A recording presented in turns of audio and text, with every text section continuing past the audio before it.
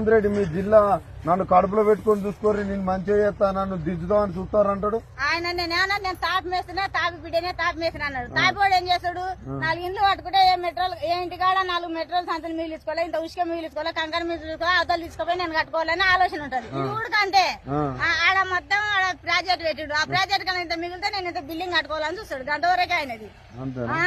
మేము ఇట్లా చేయని ఎండిపోయింది. నేను ఇవాళ పెట్టుబడి పెట్టిన ఓ మనిషితో 50,000 పెట్టి నాటు పెట్టిన. ఆ 50,000 వడ్లు అంతా ఆయన గడదాం అనుకున్నా. ఇది రాలేదు. నేను 50,000 ఆడికెళ్ళి తెచ్చుకోవాలి సార్ చెప్పు. ఈ వడ్ల కంటే మళ్ళీ 500 ఎక్కువ ఇస్తున్నాడు.